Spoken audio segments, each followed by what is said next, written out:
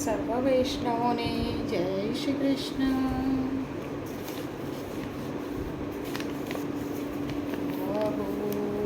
નંદ કુમારો મે સ્વામીની વૃષભાનુજા કૃતાર્થોહમ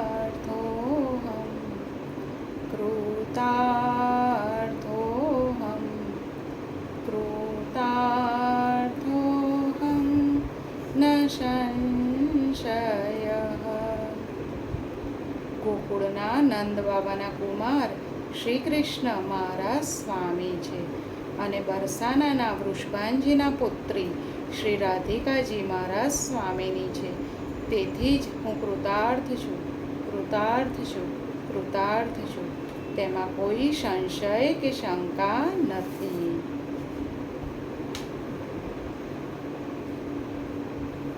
અગાઉ આપણે જોયું કે દેવકીમાં બહુ ઉદાસ થઈ ગયા હતા. જ્યારે રોહિણી દેવી તેમને પૂછવા લાગ્યા કે તમને શું થાય છે, તમે કેમ ઉદાસ થઈ ગયા, ત્યારે દેવકી માએ કહ્યું કે હું એવી અભાગણી માતા છું કે આવો દેવ દુર્લભ દીકરો પામી હોવા છતાં કેવળ એક ઉત્કંઠા, એકમાત્ર પુણ્ય કાર્ય કરવાની તૃષ્ણા અધૂરી રહી ગઈ. એ પણ પૂરી થઈ જાત જો મેં પેલી એક ભૂલ ના કરી હોત તો. પણ હવે પસ્તાઈને શું કરવાનું? હાથ ના કર્યા હૈયે વાગ્યા, પછી કોને કહેવાનું?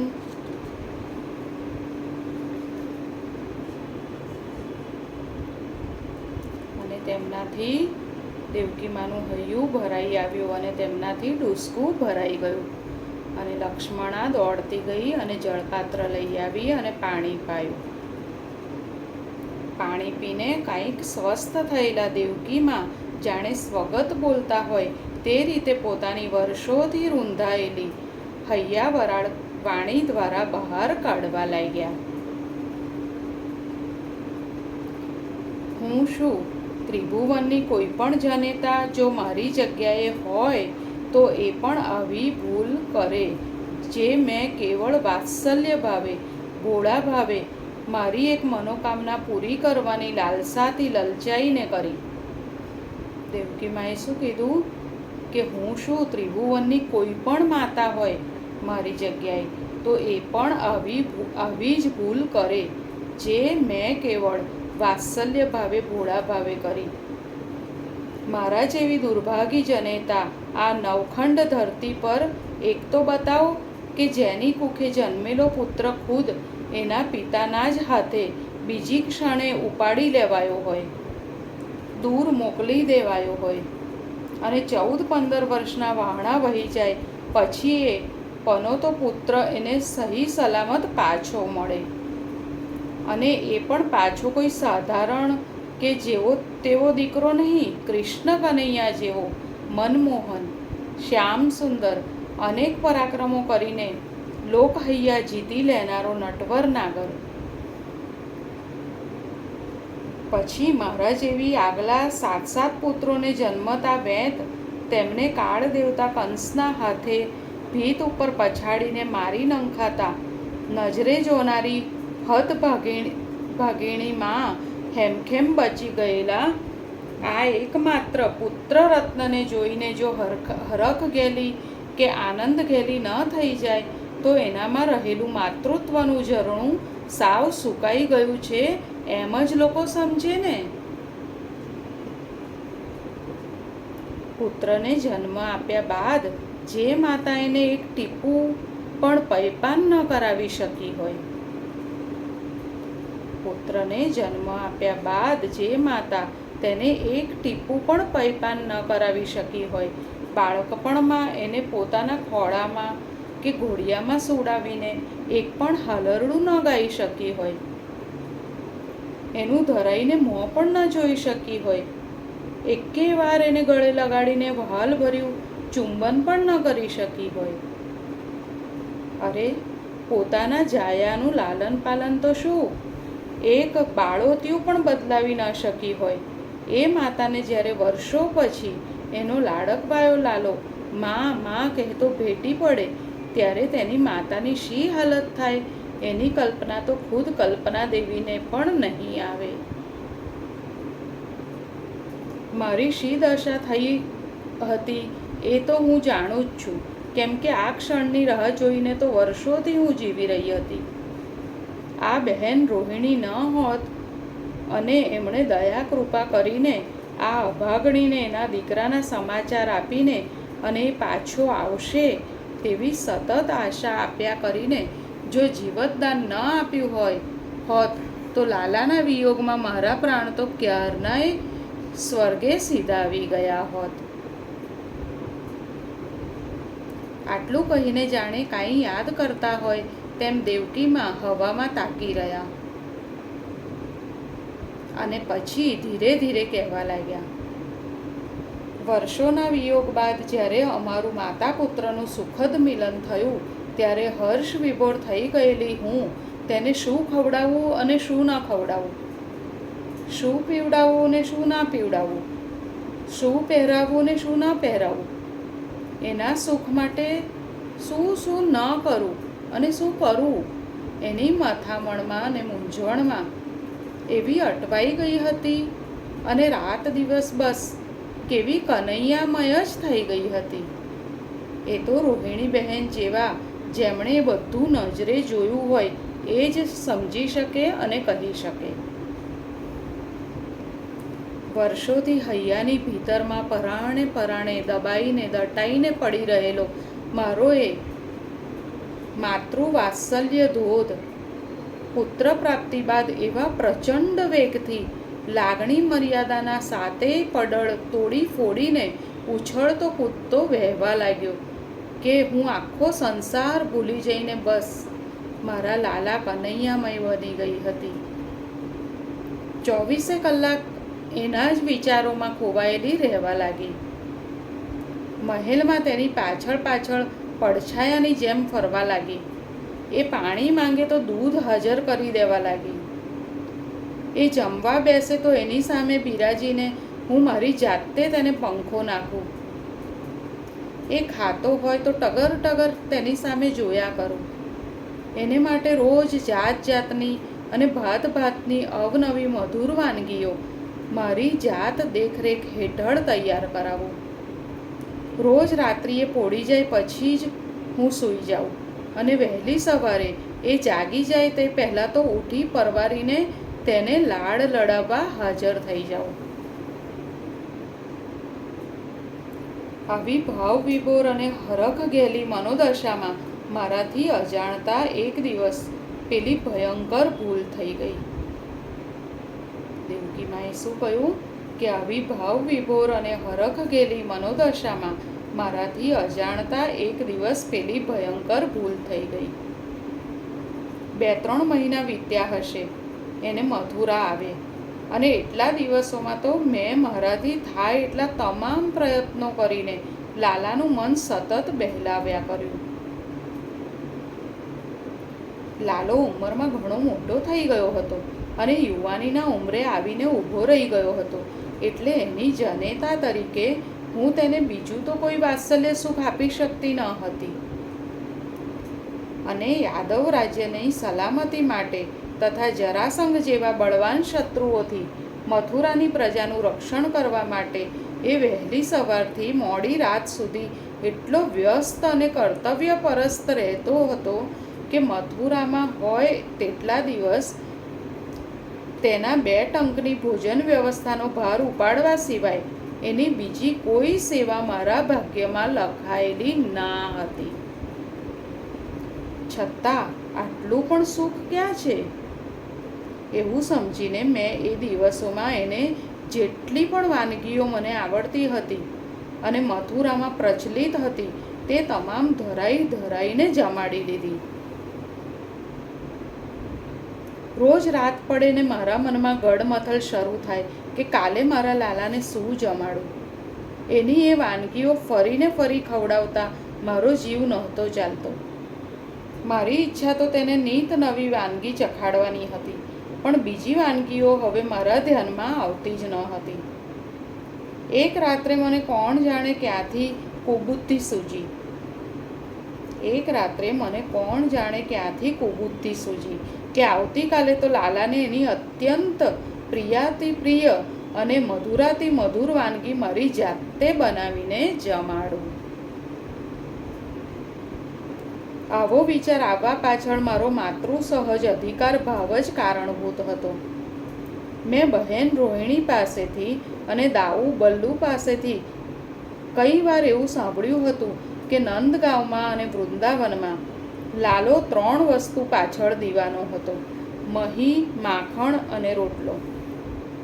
દેવકી માએ શું કહ્યું કે મેં એવું સાંભળ્યું હતું કે નંદગાંવમાં અને વૃંદાવનમાં લાલો 3 વસ્તુની પાછળ દીવાનો હતો. કઈ 3 વસ્તુ? મહી, માખણ અને રોટલો. બસ કાલે તો આ 3 વાનગીઓ મારા સ્વહસ્તે તૈયાર કરીને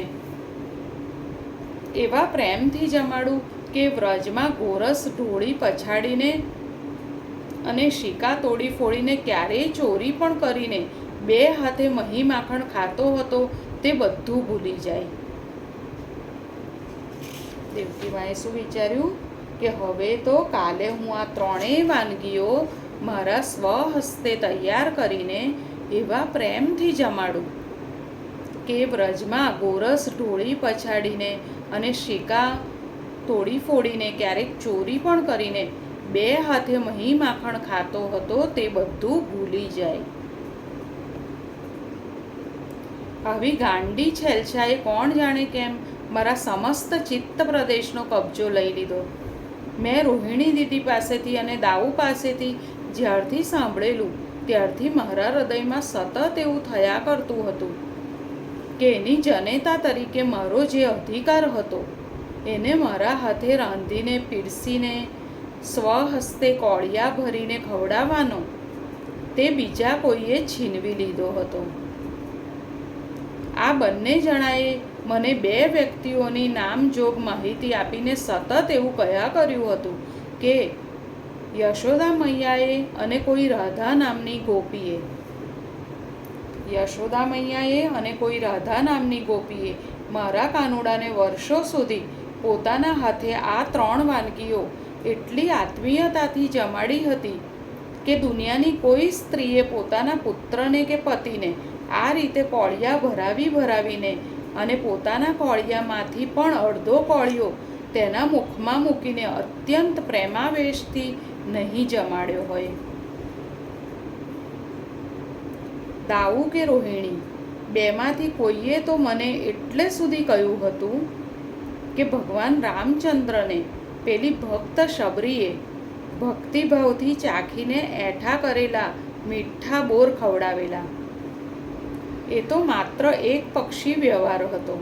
અહીં તો કનૈયો એમના હાથે ખાતોય હતો અને સ્વયં પોતાના ભાણામાંથી તેમને સ્વહસ્તે કોળિયા ભરીને ખવડાવતો પણ હતો. આ બધું સાંભળ્યા પછી મને ઊંડે સતત એવું થયા કરતું હતું કે મારો ઝૂંટાઈ ગયેલો એ માતૃ અધિકાર એક માતા તરીકે મારે પુનઃ પ્રાપ્ત કરી લેવો જ જોઈએ. દેવકી માને શું થયું કે મને ઊંડે સતત એવું થયા કરતું હતું કે મારો ઝૂંટાઈ ગયેલો એ માતૃ અધિકાર એક માતા તરીકે મારે પુનઃ પ્રાપ્ત કરી લેવો જ જોઈએ. અને તેથી સુષુપ્ત મનના ઊંડાણમાં ઢબુરાઈ ગયેલી આ અધિકાર પ્રાપ્તિની ઝંખનાએ મને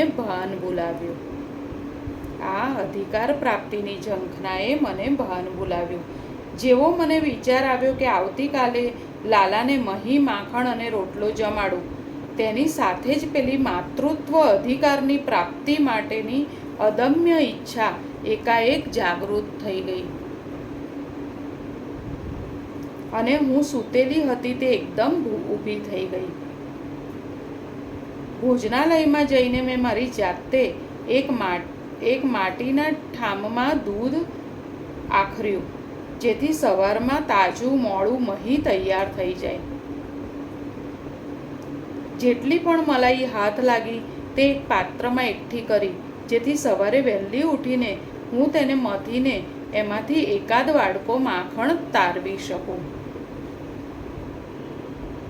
બાજરી તો હતી પણ લોટ ન હતો, તેથી હરખમાં ને હરખમાં હું જાતે ઘંટી પર બેઠી અને 2-4 રોટલા થાય તેટલો લોટ દળીને હવે ક્યારે સવાર થાય તેની રાહ જોતી હું પલંગમાં જઈને આડી પડી. આટલું કહેતા કહેતા થાકી ગયેલા દેવકી માએ પાણી પીવાની ઈચ્છા વ્યક્ત કરી અને તરત જ ભદ્રા રાણી સ્વયં ઉઠ્યા અને સૌના માટે જળપાત્રો લઈ આવ્યા.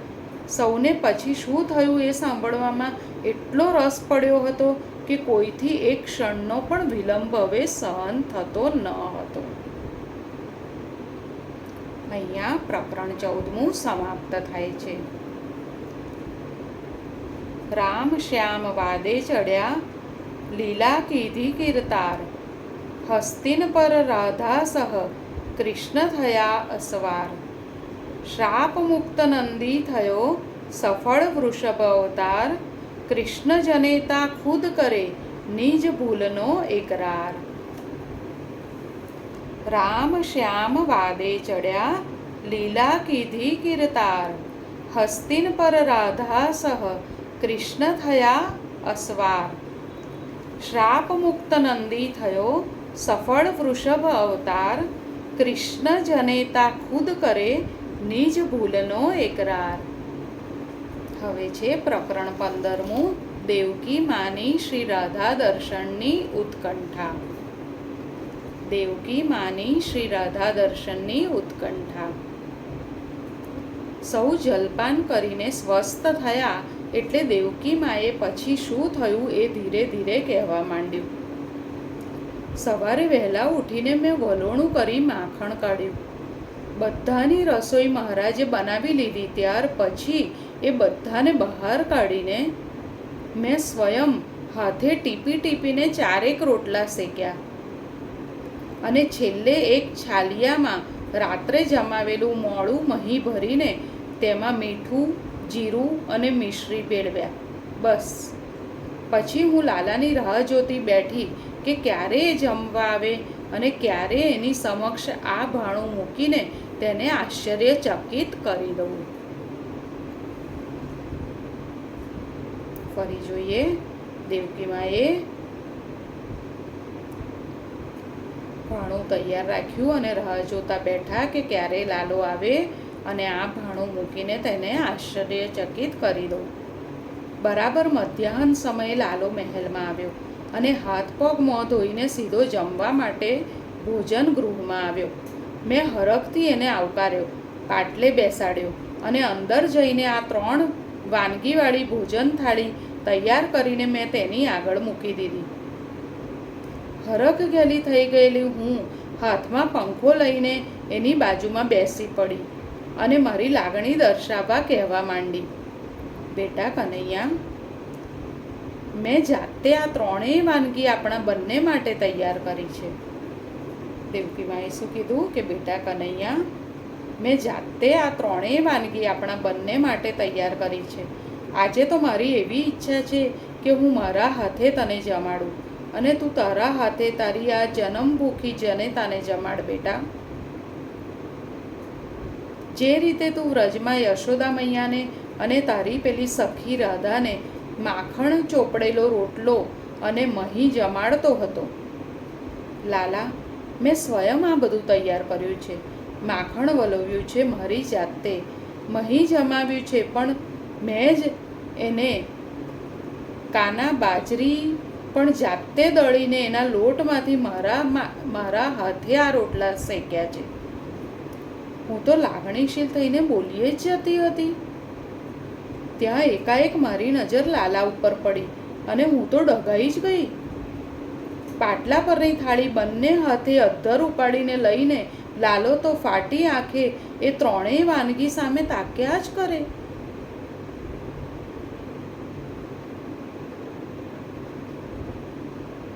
ફરી જોઈએ. દેવકી માની નજર લાલા ઉપર પડી અને દેવકી માએ કહ્યું, હું તો ડઘાઈ જ ગઈ. પાટલા પરની થાળી બંને હાથે અધ્ધર ઉપાડીને લાલો તો ફાટી આંખે એ 3 વાનગી સામે તાક્યા જ કરે. ન હાલે કે ન ચાલે, ન કંઈ બોલે ન કંઈ પૂછે, ન ખાય ને ન થાળી નીચે મૂકે. બસ થાળીમાંની એ ત્રણેય ભોજન સામગ્રી સામે અત્યંત દયામણું મોં કરીને લાચાર ભાવે નિરખ્યા જ કરે. લાલાની આવી ચેતનહીન ભાવદશા જોઈને હું તો ગભરાઈ ગઈ. પંખો ફેંકી દઈને મેં એના હાથમાંથી થાળી ખેંચી લેવા માટે પ્રયાસ કર્યો. મને એમ લાગ્યું કે જાણે થાળી એના હાથમાં ચોંટી ગઈ છે. મેં તો બેટા કનૈયા, બેટા તને શું થાય છે દીકરા, એમ બોલીને તેને મૂર્છાવસ્થામાંથી જગાડવાનો ભારે પ્રયત્ન કર્યો. પણ કનૈયો તો જાણે જીવતી જાગતી પાષાણ પ્રતિમા હોય તેમ તેની એ સ્થિતિમાં યંત્રવત બેસી જ રહ્યો હતો. હું તો ચોધાર આંસુએ રડવા લાગી અને ઊભી થઈને પાછળથી એને બાથ ભરીને આક્રંદ કરવા લાગી. થોડી વારે એને એટલી સુરતા આવી કે મારી સગ્ગીમાં મારી જનેતા દેવકી ધ્રુસકે ને ધ્રુસકે રડી રહી છે. એટલે ધીરે ધીરે એ થોડો હોશમાં આવ્યો. એણે પાટલા ઉપર થાળી મૂકી દીધી અને મારી સામે ફરી જોઈને એટલું જ બોલ્યો, માં તે આ શું કર્યું માં? આવી ભૂલ તે કેમ કરી દેવકી માં? મારા ભાણામાં મહી માખણ અને રોટલો પીરસીને તો માં તે મારા રૂઝાવા આવેલા હૈયાના ઘાને ખોતરીને ફરી તાજો કર્યો.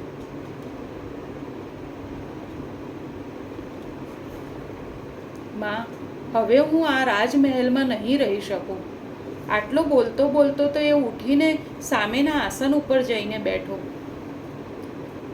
ઝટપટ આંસુ લૂછીને હું તેની પાસે પહોંચી ગઈ અને અત્યંત વહાલથી મેં એના માથે બરડે હાથ ફેરવવા લાગી. હું કાંઈ બોલી શકી નહીં. એનું આવું સ્વરૂપ, આવો ચહેરો અને આવો આક્રોશ પહેલી જ વાર જોઈને હું તો હતપ્રદ બની ગઈ. એણે પોતાની મનોવેદના શબ્દોમાં જે વ્યક્ત કરી તે તો હજી મારા કાનમાં ગુંજે છે. માં, તું કેમ ભૂલી ગઈ કે હું વ્રજમાં મારી પાછળ તડપતા અને તરફડતા નંદબાબા, યશોદા મૈયા અને રાધિકાને સદાને માટે છોડી દઈને હૃદય પર પથ્થર મૂકીને મારું અવતાર કાર્ય પૂરું કરવા તારી પાસે આવ્યો છું માં? તે આજે મારા ભાણામાં માખણ અને રોટલો નથી પીરસ્યા, ખુદ યશોદા મૈયાને અને નંદ બાબાને ધરી દીધા છે, પ્રત્યક્ષ કરી દીધા છે માં. આટલેથી તું અટકી હોત તો બહુ સારું થાત, પણ તે તો ભાણામાં મહી મૂકીને મારી રોતી કકડતી રાધાને જ મારી સામે લાવી દીધી છે. આ તે શું કર્યું માં? આવી ભયંકર ભૂલ તે કેમ કરી? આટલું બોલતા બોલતા તો મારો કાનુડો હિબકા ભરી ભરીને રડવા લાગ્યો. આજે અહીંયા સુધી રાખીએ, ફરી જલ્દી મળીએ. જય શ્રી કૃષ્ણ. રાધે રાધે.